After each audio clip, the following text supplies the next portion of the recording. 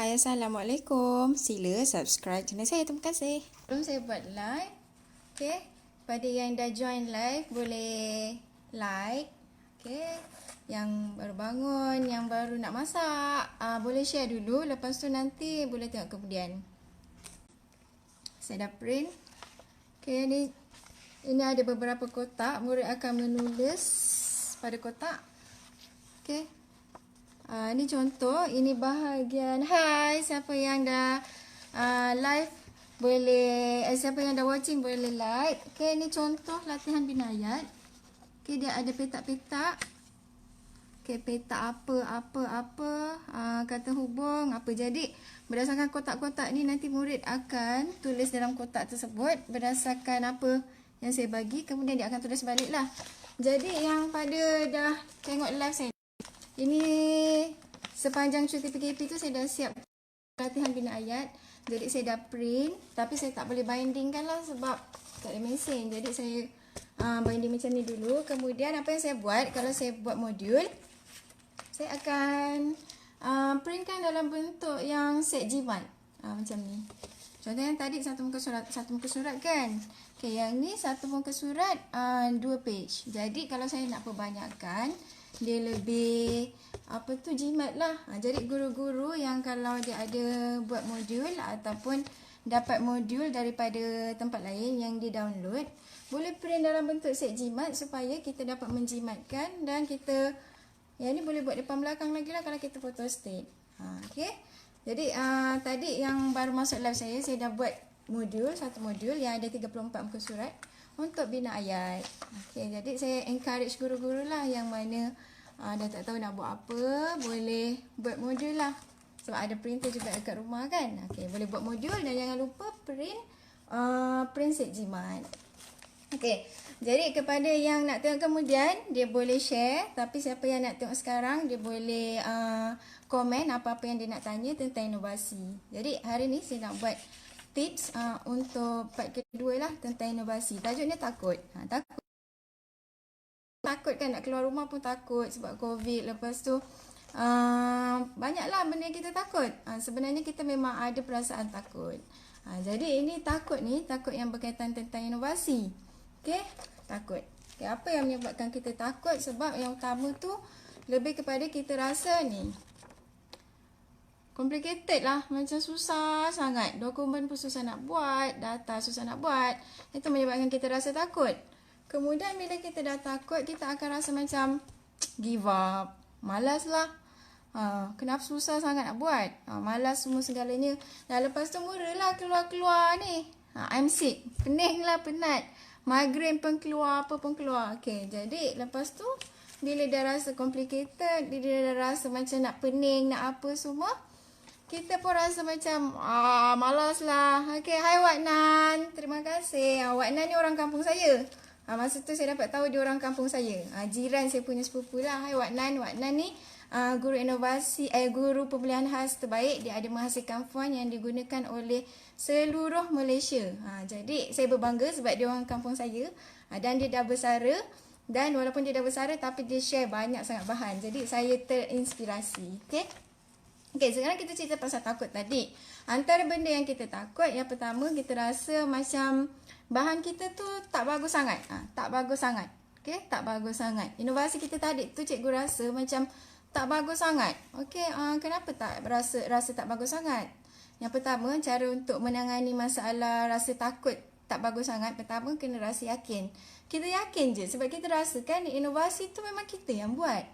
Jadi kita kena yakin dulu dengan bahan kita. Okay, sebelum kita nak encourage orang, yakin dengan kita punya bahan. Okay, seterusnya untuk menangani rasa takut yang rasa macam tak bagus sangat tu, kita kena sentiasa perbaikilah. Perbaiki kita punya kelemahan bahan itu. Jangan kita rasa dah macam yakin, tapi yakin yang overconfident. Kita tak nak lah macam tu. Kita kena yakin dan kita kena bagi tahu orang yang bahan kita tu bagus. Okay, kemudian kalau kita nak menangani rasa macam tak bagus sangat ni, kita kenalah tambah baik. Kalau macam ada penambahbaikan daripada guru-guru lain, cikgu kena tambah baik. Sebab kita ni tak boleh yakin yang tak bertempat. Kita kena yakin dalam masa yang sama. Kalau sekiranya kita ditanya di apa, kita tahu kita boleh jawab. Okey, itu untuk rasa takut lah, yang macam rasa takut, alamak, bahan inovasi aku ni tak bagus sangat lah. Jadi yang tadi tu ada beberapa tips lah. Okey, seterusnya kita rasa macam tak betul, takut tak betul. Takut tak betul. Okey. Saya pun pernah mengalami situasi tersebut. Betul ke ni? Macam tak betul je. Data ni macam tak betul lah. Jadi, cara untuk menangani rasa macam takut tak betul ni, satu, buatlah perbincangan. Cikgu kena buat perbincangan dengan guru-guru di sekolah cikgu dulu. Ataupun cikgu buat perbincangan lah dengan guru-guru lain. Yang contohnya macam saya guru pemulihan. Guru pemulihan ni satu sekolah, satu atau dua orang je. Jadi saya tak boleh berbincang dengan orang lain. Jadi apa saya buat? Saya berbincanglah dengan guru di sekolah lain. Ataupun kita WhatsApp je lah kawan-kawan kita. Okey tak kalau kita buat macam ni? Okey. Tu kita buat perbincangan. Kemudian lepas kita dah buat perbincangan, kita minta lah pendapat. Jangan je berbincang-berbincang, lepas tu tak minta pendapat. Minta pendapat. Macam saya dah cakap dalam live saya yang terdahulu, kita tanyalah, kalau kau apa kau nak buat? Apa kau yang kau nak perbaiki? Kalau kau kau rasa apa yang kurang dengan inovasi aku? Kalau kau nak buat macam mana? Bila cikgu dah buat perbincangan dan minta pendapat, dari situ cikgu akan dapat memperbaiki cikgu punya bahan inovasi. Dan secara tidak langsung, cikgu akan memperbaiki cikgu punya kaedah pengajaran. Okey, seterusnya kalau kita dah buat perbincangan, kita dah minta pendapat, kita kenalah rujuk pakar supaya takut tak betul tadi kita dapat atasi. Okey, kita rujuk pakar. Macam saya akan rujuk SIC lah, dan PPD Kudat. Okey, seterusnya saya akan rujuk pentadbir lah, kawan-kawan lain yang mana dia mahir lah tentang inovasi, dan seterusnya saya rujuk juga dengan guru besar. Okey, contohnya masa saya ikut inovasi yang lepas, saya ada minta Cikgu Amir, cikgu-cikgu inovasi yang terdahulu lah, saya minta pendapat. Jadi melalui kita punya perbincangan di situ kan, kita minta pendapat, kita punya inovasi dapat upgrade. Okey, hai, siapa yang baru live, yang dia rasa nak ikut inovasi tu, boleh tengok saya punya live hari ni dan boleh share. Okey, seterusnya rasa takut tu pun juga berlaku apabila ini berlaku jugalah. Okey, nanti orang kata, ini yang isu sensitif dan isu yang saya rasa yang paling cikgu rasa takut. Nanti orang kata lah, kau ni buat inovasi, bagus ke inovasi kau? Buat inovasi tu tapi mengajar bukannya betul, RPH pun tak buat. Contoh. Okey, saya pun mengalami situasi begitu, tapi apa yang menyebabkan saya ignore benda tu? Yang pertama, kita manusia biasa, kita tak bolehlah fikir apa yang orang kata. Saya rasa cikgu-cikgu inovasi yang lain pun tetap juga ada perasaan yang tetap juga mengalami ni. Nanti orang kata lah, nanti dia tu guru baru tapi dah buat inovasi lah, dah pergi negeri lah, kebangsaan lah. Tak apa cikgu, biarkan saja sebab kita manusia biasa. Itu rezeki kita nak buat inovasi, lepas tu inovasi tu diangkat. Okey, jadi cara menangani orang kata tu, yang pertama, teruskan je usaha cikgu tu. Sebab daripada kita tak buat, baik kita buat. Kalau kita nak ikut kata orang, nanti kita tak buat, kita tak dapat apa-apa. Jadi teruskan je usaha cikgu tu, walaupun cikgu dah bermula dari sedikit, saya percaya dan yakin dia akan berkembang. Hai Umi. Okey, boleh tengok live kakak. Thank you tengok live kakak. Okey, Cikgu Umi ni pun dia adalah cikgu muda dan saya sangat respect dia lah, walaupun dia cikgu yang baru posting, tapi dia punya inovasi tu pun dah diangkat dan dia selalu pergi ke conference dan sehingga ke antarabangsa dan menjadi pembentang terbaik. Okey, tengok walaupun dia guru baru tapi dia hilangkan rasa takut tu. Okey, seterusnya untuk menangani nanti kenalah perbaiki kelemahan diri kita. Contohnya macam saya kan, pengajaran saya pun mungkinlah tidak baik juga, tapi kita kena perbaikilah supaya nanti orang tak kata dah.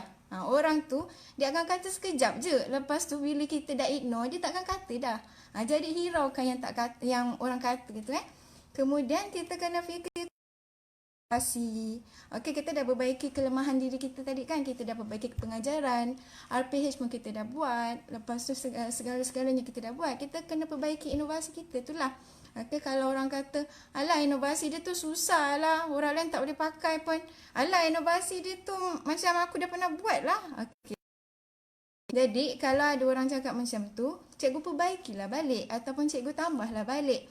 tambah baik supaya inovasi tu tak jadi macam inovasi macam orang yang kata tadi. Okey, saya pernah juga mengalami situasi yang mana orang kata sebab saya pernah juga dibandingkan dengan inovasi lain. Jadi apa yang saya buat? Pertama, saya tunjukkan dekat orang yang orang kata tu dia tak ada apa-apa, dia cuma kata je. Tapi saya ada satu inovasi yang berjaya diangkat.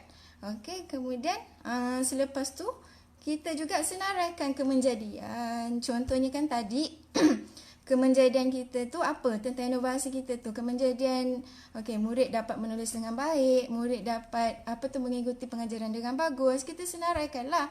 In case kalau kita ditanya, nanti kita dapat bagi dia punya hujah-hujah.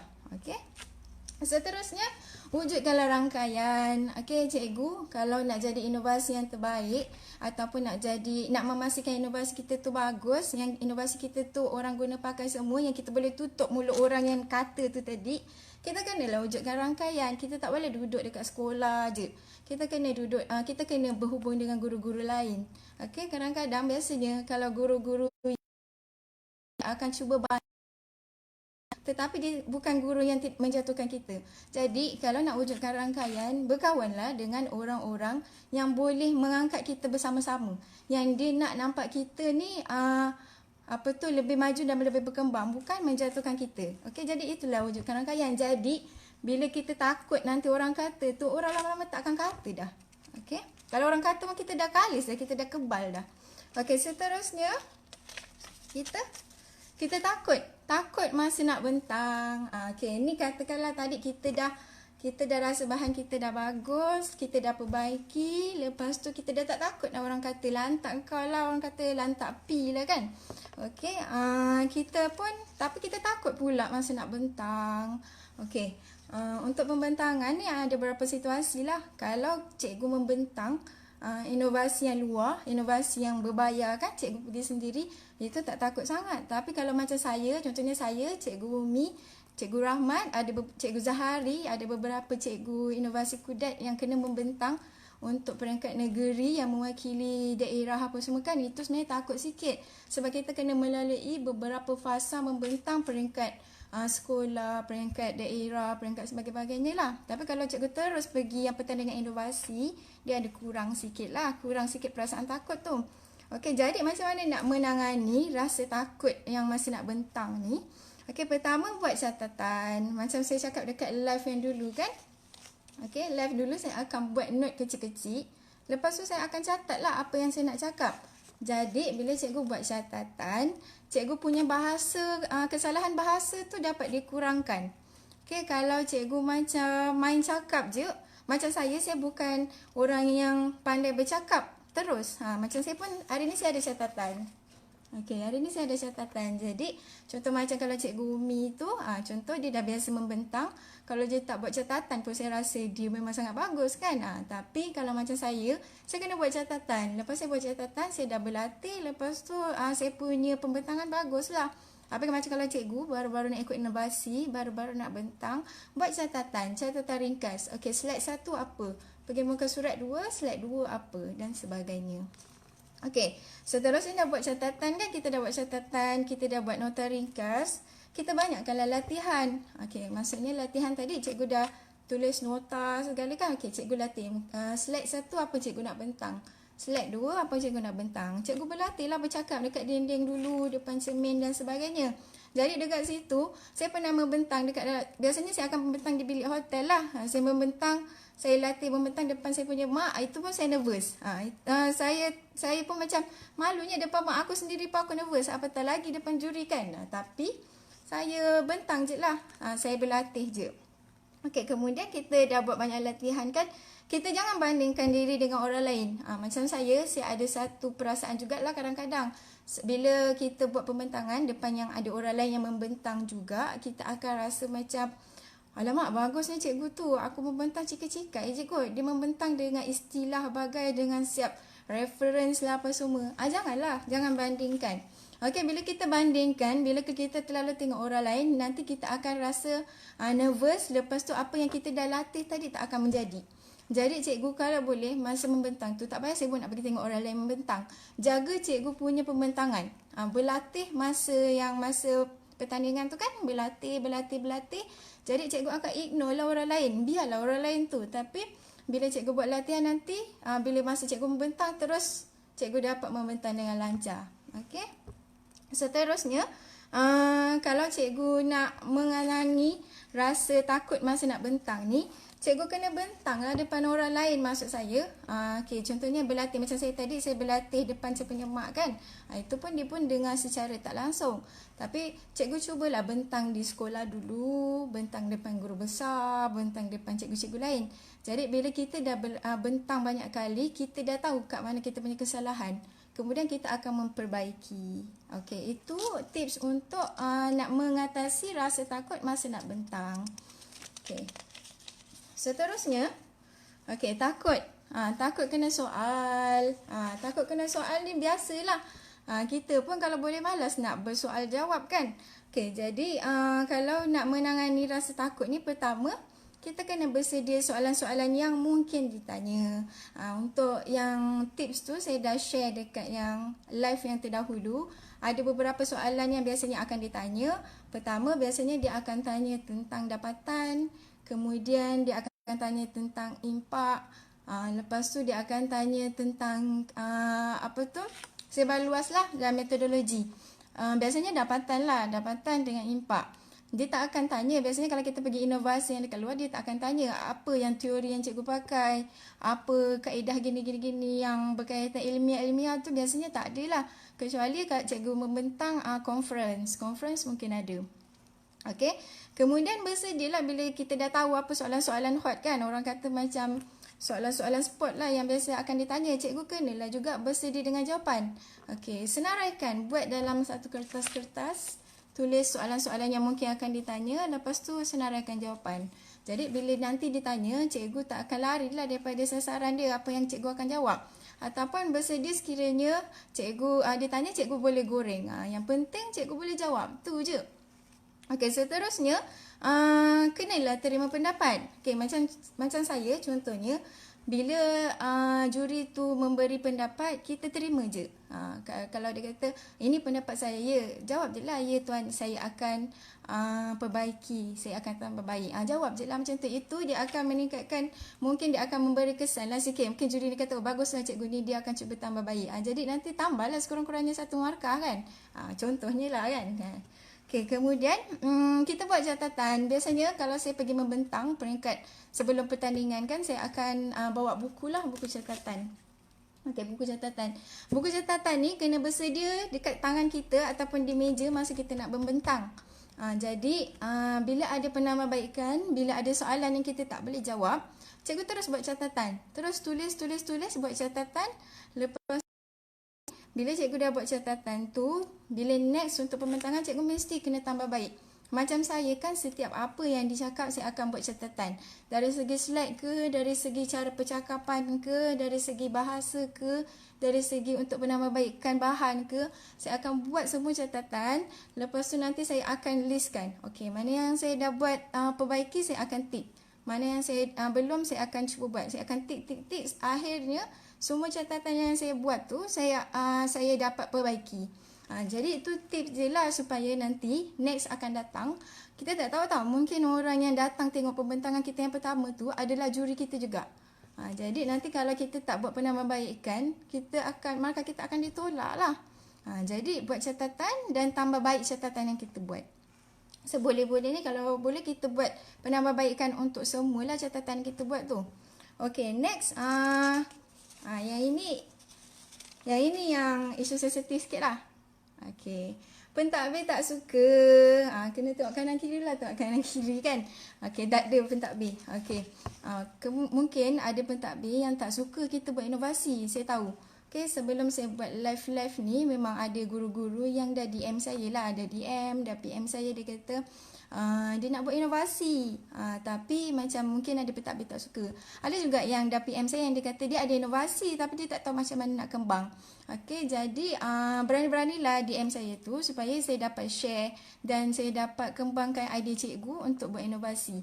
Okey, untuk isu pentadbir tak suka ni, cara menangani dia yang pertama, cikgu kena buatlah hubungan baik.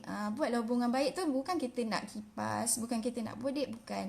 Tapi buat hubungan baik tu maksudnya kita janganlah cari masalah dengan pentadbir. Okey, terutamanya guru besar, kita buatlah hubungan yang baik. Kalau cikgu tiba-tiba datang, cikgu kata cikgu tak baik pun dengan guru besar tu, lepas tu kalau arahan dia cikgu tak ikut pun, tiba-tiba cikgu kata, GB saya ada inovasi, saya nak bagi inovasi. Cikgu ingat GB tu akan bagi ke? Itulah bahasanya kan.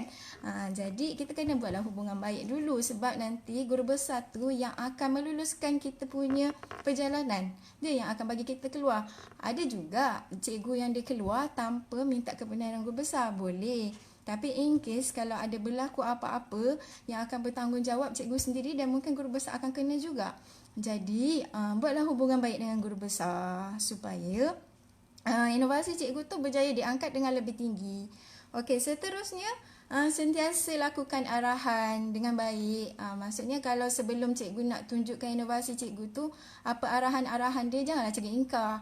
Kecuali arahan tu yang macam tak munasabah lah kan, yang berkaitan dengan sekolah, kita cuba buatlah yang kita mampu buat. Jangan kita banyak bagi alasan. Okey, melainkan kalau cikgu tu memang dah cikgu yang bagus lah, cikgu guru cemerlang apa semua, mungkin cikgu banyak kerja, jadi cikgu terpaksalah tolak. Tapi kalau cikgu pun baru berjinak-jinak dan cikgu adalah guru baru, ikutlah guru besar punya arahan. Okey, kemudian bila dah hubungan dengan guru besar, kemudian cikgu pun antara cikgu yang memang sentiasa lakukan tugas dengan cemerlang, ceritakanlah inovasi cikgu tadi. Bisik-bisiklah, GB saya ada buat inovasi. Inovasi saya ni GB boleh bantu gini-gini, GB nak tengok tak? Okey, kalau cikgu tanya GB nak tengok tak, kalau dia kata nak, maksudnya guru besar tu positif. Kalau dia kata nantilah, dia kata macam tu kan. Kalau dia kata nantilah, masih lagi mencari kekuatan cikgu lah. Jadi jangan berputus asa. Kemudian ceritakanlah tadi kan dia punya manfaat-manfaat inovasi tu. Okey, manfaat tu ada dua. Pertama, cikgu ceritakan manfaat bahan tu cikgu. Manfaat bahan inovasi cikgu tu. Yang mana manfaat bahan inovasi tu, cikgu ceritakanlah, GB tahu tak, kalau saya buat ini, saya gunakan untuk murid tahun 5, dia berkesan lah GB. Mungkin ini kita boleh bantu sehingga ke murid cemerlang dalam IPSR. Okey, guru-guru besar ni kalau sebut IPSR, dia macam mata dia terbuka macam tu.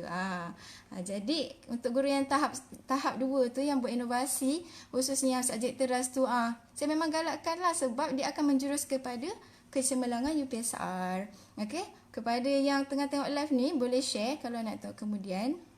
Okey, seterusnya ceritakan juga dengan adanya inovasi ni GB, cakaplah GB tahu tak, kalau macam inovasi ni kita angkat, sekolah kita nanti orang pandang tahu GB, kita bukan cikai-cikai, cakaplah macam tu kan.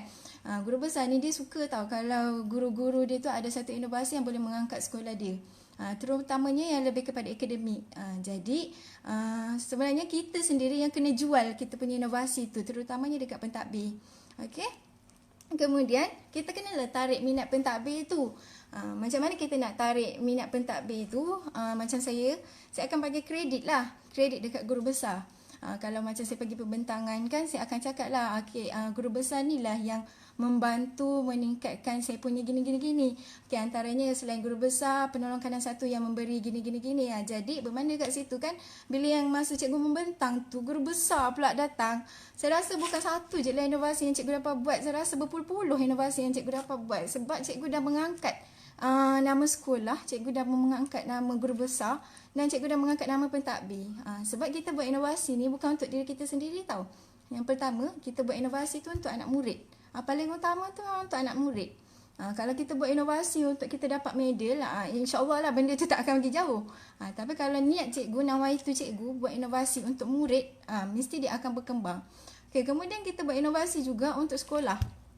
Okey, kalau kita rasa sekolah kita tu belum mencapai satu tahap yang boleh dibanggakan, dengan inovasi lah insya-Allah dapat meningkatkan kita punya prestasi sekolah tu. Okey, kemudian inovasi tu juga untuk daerah. Kalau sekiranya cikgu punya inovasi tu diangkat. Okey, macam saya, walaupun saya pergi masa untuk sendiri, tapi dekat sana pun ada juga yang cakap, oh, you from Kudat ke? Cakap, saya dari Kudat. Oh, jauhnya. Nampak tak? Di situ yang saya telah mengangkat saya telah mengangkat daerah Kudat ke peringkat antarabangsa. Okey.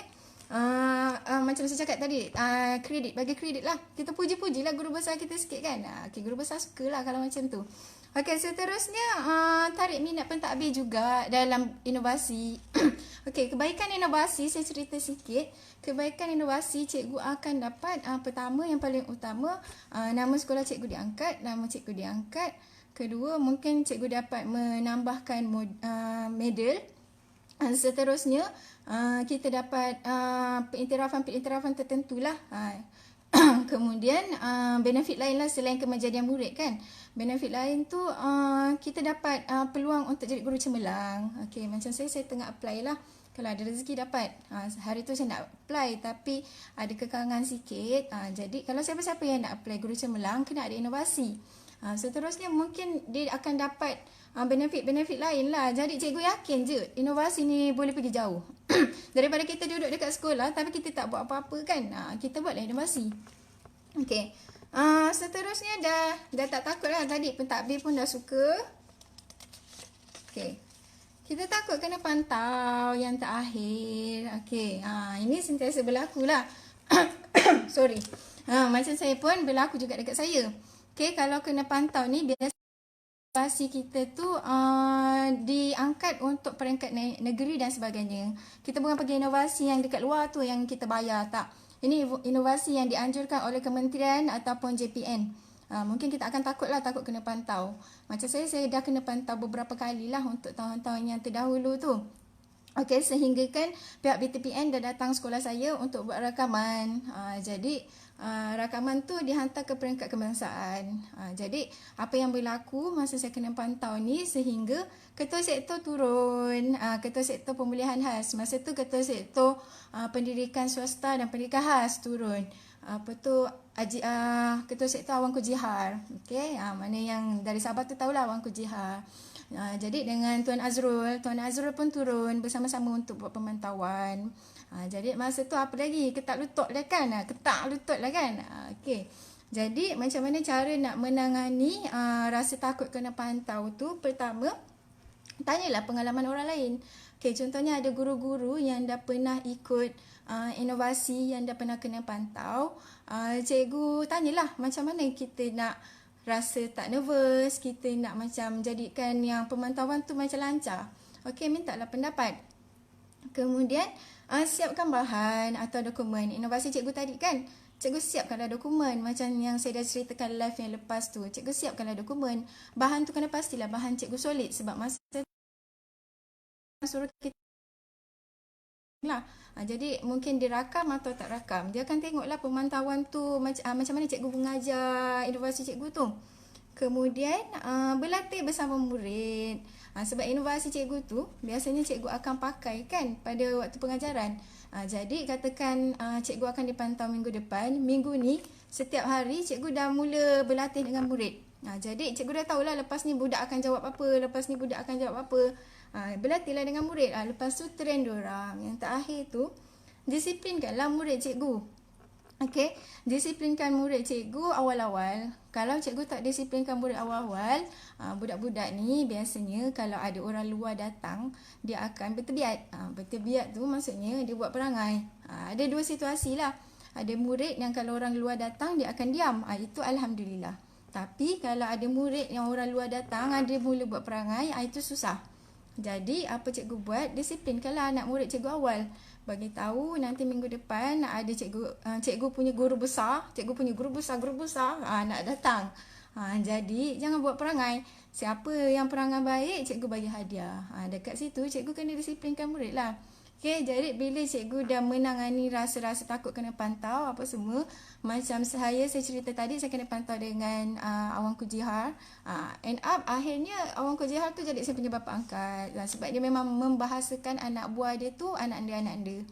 Jadi bila cikgu dah biasa dengan inovasi ni, cikgu akan rasa inovasi tu satu benda yang mudah. Tak perlu takut pun. Okey, macam saya kan, saya takut juga kalau setiap kali nak membentang. Tak dinafikan takut tu memang ada. Tapi apa yang saya buat, itulah tips-tips yang saya kongsikan dekat cikgu-cikgu. Jadi yang terakhir, sebelum saya mengundur diri, okey, inilah saya nak Tu. Janganlah takut. Okey, kita tak perlu takut sangat. Takut tu memang ada, tapi insya-Allah dengan tips-tips yang saya bagi ni, rasa takut cikgu tu akan berkurangan. Okey, saya ulang balik untuk tips inovasi saya hari ni. Okey, nanti saya akan share dekat dalam Facebook, saya akan buat dalam bentuk PowerPoint. Pertama tadi, cara untuk menangani rasa takut, inovasi tu macam tak bagus sangat. Kedua, kita kena atasi cara takut macam tak betul. Bahan kita tu betul ke tak betul, macam tak betul. Seterusnya kita kena menangani rasa takut untuk nanti orang kata. Ini yang memang kita fed up lah. Nanti orang kata lah kau ni bukan bagus sangat lah, kau ni tak bagus sangat. Seterusnya rasa takut masa nak bentang. Kita kena atasi. Seterusnya rasa takut bila nak kena soal. Dan yang seterusnya takut lah ni. Yang ini rasanya cikgu kena tengok lah. Rasa takut pentadbir tak suka. Okey, ini selalu berlaku lah kan. Okey, kemudian rasa takut bila kena pantau. Jadi saya harapkan untuk tips inovasi yang saya yang part kedua ni dapat memberikan input kepada cikgu, dan siapa-siapa yang rasa memang nak ikut inovasi, jangan benamkan cikgu punya niat tu, teruskan, dan jangan ada perasaan macam alah anak aku banyaklah dekat rumah, aku sibuk, lepas tu nak urus lelaki ke ataupun nak urus bini ke. Tak. Sebenarnya saya cerita dengan cikgu, okey, ni tips atau motivasi sebelum saya mengundur diri. Okey, saya pernah bersama-sama dengan orang inovasi yang anak dia ramai, yang dia kena urus anak ramai. Ada juga kawan-kawan saya yang ikut inovasi tu anak dia pendekar khas. Jadi cikgu tahu kan macam mana nak urus anak-anak pendekar khas. Jadi jangan rasa jangan jadikan kekangan tu sebagai penghalang untuk cikgu berinovasi. Okey, sekian saja daripada saya. Kita jumpa lagi. Assalamualaikum.